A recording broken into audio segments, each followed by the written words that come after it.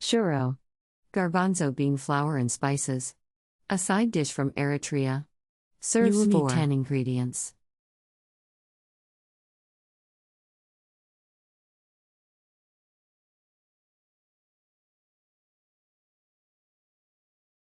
Step 1. Mix together the chickpea flour, turmeric, ginger, paprika, hot chili and aniseed. Mix well and set aside.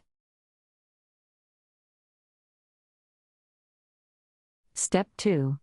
To prepare the sauce, bring the water and oil to a boil in a skillet, add 2 tablespoons of the mix and the salt and simmer over low heat for 3 to 4 minutes. The sauce will thicken quickly to a thick puree. Step 3. Serve warm with injera.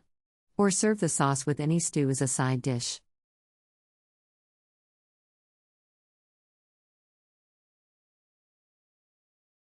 Country Reports, Culture, Countries, Travel.